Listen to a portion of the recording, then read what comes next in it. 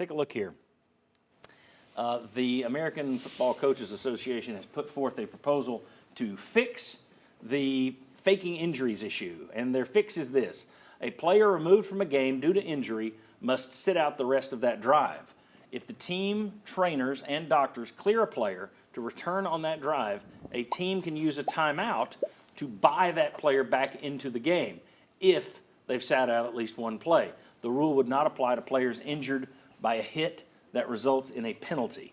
Also, people with the green dot, quarterback and then probably your middle linebacker, would not be held accountable to that. They would be able to go out, which makes me wonder if they'd be able to fake all the the injuries. middle linebacker is going to be faking a lot of injuries.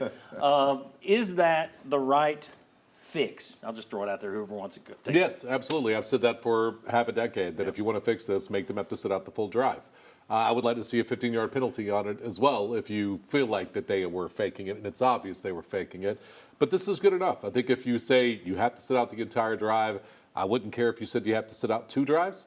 That would, if people keep doing it from here, but I think this will fix it for the most part. And you might think it's overkill, but it's only overkill because it's been abused for so long, and all of the precautions and cautionary tales that they put out there to try and curb these fake injuries have done nothing. So it's forced their hand to make something very aggressive in hopes that it limits it. I even think when Greg Sankey came out and said, "We'll fine you," I think that made the game really safe right after that, because I think fake injuries really tanked after that. And I just think to ensure that it continues, you have to do it. These programs have money. Like when NFL players get fined, who cares? You make millions of dollars. But if it costs you play time, that's when you'll see change. Well, I will only disagree with this. I've said this in the beginning. If you're going to give a fine, give a serious fine. It's $1 million to the coach. That'll stop it. Coach can go 50,000. The key is to put a large enough gun on the table that everyone's afraid that you'll pull. Exactly. That it's terrifying enough they won't do it. It's $1 million fine. Bud Selig could have done that with the steroid abusers in baseball. You could do that with everything. Back to the football standpoint, I think it starts when Greg Sankey, to your point, came out with this. This is how we're going to address it. This is how we're going to penalize. Even Josh Heupel himself. Omar Norman Lott, everybody knows what game I'm talking about. There have been certain instances where you go, oh, that's going to be the penalty. Oh, that's going to end up being the first one handed out. We didn't see a single sanction or a single penalty handed out. So he threatened it, but it never came to fruition. Well, you also didn't see it on the 29 times a guy. Oh, man, those extra points are so dangerous. Yeah. The 29 times the Tennessee offensive lineman. Yeah. Why'd you have to identify Jackson Lampley or Ollie Lane like that? Come on, get out of here. Parker Ball. Parker Ball, there's that. Yeah. What were you going to say? Well, what I think it did is it limited it a little bit. You can't completely stop these fake injuries, otherwise you're admitting that they were fake injuries. But what I think it did is it curbed it a little bit. You still have to throw a couple in there here and there to be like, hey, it actually really does happen. These non-contact injuries are a thing. But I think if you sit out a play, you don't see them in the normal drives. Maybe after PATs, I don't know. Yeah, after PATs, those are just dangerous plays. Those are dangerous They ought to outlaw plays. those just like the kickoffs. Is this the right fix, Bob? I think that's probably about the best fix you're going to come up with. Is you bring the player out of the game, because I just don't know any other way to be able to do that. And so making that player come out of the game. Now, what you're going to have on defenses is you're going to have one tackle position and you've got 7 guys.